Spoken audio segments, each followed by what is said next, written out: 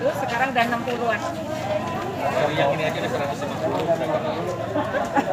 Langsung diajak, langsung didukung, langsung konfrontasi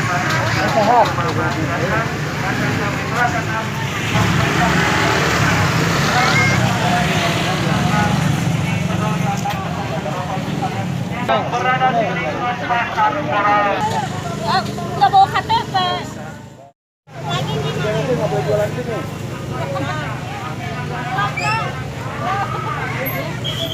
Ya, oke.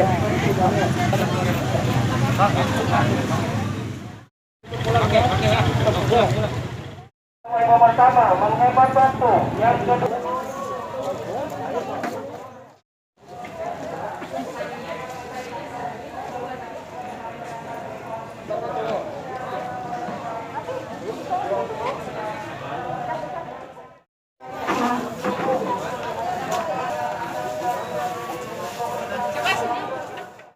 program ketika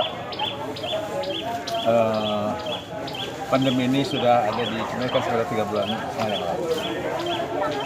Kita sudah melalui masuk PSBB yang kelima kalau nggak salah sekarang.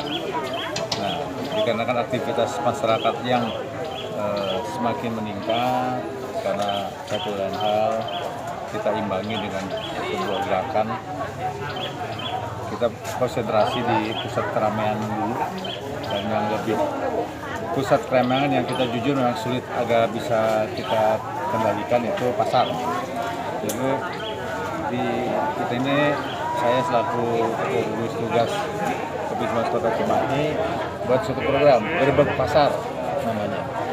Jadi kita ini pasar yang kedua. Buat kemarin kita di Pasar Recok.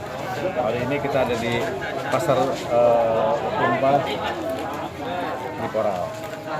Hari ini kita buka secara gratis swab test sebanyak untuk 200 orang yang kita acak di semua pedagang, kita ambil untuk mengetahui penyebarannya. Tentunya dengan ke depan Pak, follow up seperti apa? Ya ini kita akan terus lakukan karena kami dari pemerintah tidak mungkin diam.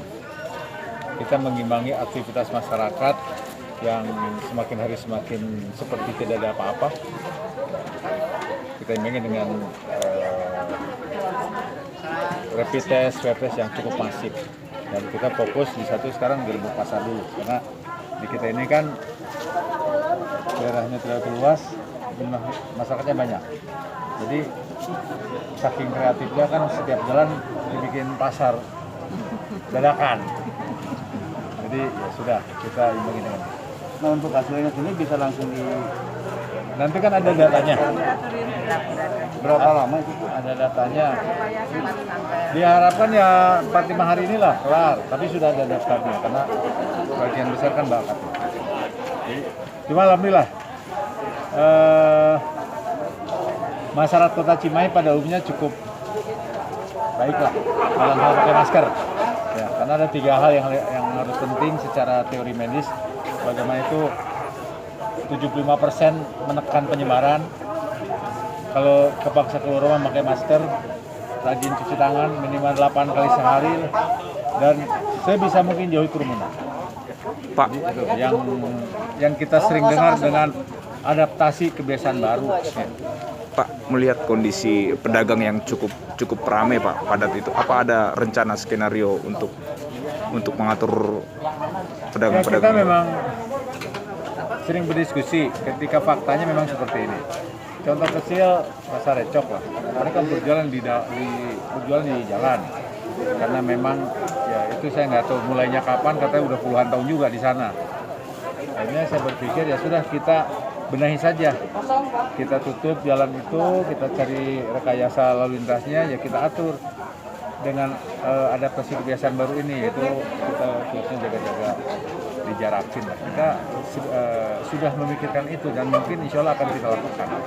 Karena kalau begini kayak ini, Koral 2 minggu yang lalu lah saya kesini, kita coba masukin ke lapang, kita benahi lapang, tapi jangan di jalan dengan pengaturan yang lebih baik. Ya, Pak, angka pasien yang sembuh ini kan semakin bertambah Semakin terus. banyak, ya. Seperti apa Pak optimisnya? Alhamdulillah, karena ketika ada pasien keberapa, ke-4, ke-5 kalau nggak salah, saya selaku gugus tugas memerintahkan bahwa tidak ada lagi isolasi mandiri di rumah masing-masing atau isolasi mandiri, tapi isolasinya Di rumah sakit. urus. Hasilnya semakin hari sekarang 88 tidak bertambah ya. 88, 3 meninggal sudah 3 bulan yang lalu, Ya. tidak bertambah, 48 sembuh. Dan sisanya di isolasi kami kondisinya mungkin seminggu 2 minggu ini sembuh semua. Insya Allah. Berarti progresnya sangat-sangat bagus ya, Pak? Mudah-mudahan insya Allah, mohon doanya. Berarti angka ini termasuk landai Pak ya di Kota Cimahi? Ya, lalu makanya kita dari zona merah dalam kurun waktu 2 minggu ini udah ke zona biru. Tapi sekali lagi bahwa pengertian zona biru atau apapun kita bukan seperti kehidupan 6 bulan yang lalu, belum lah.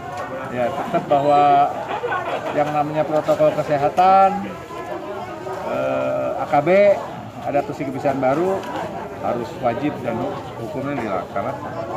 Siap. Makasih Pak Wali. Masyarakat khususnya. Siap. Makasih Pak.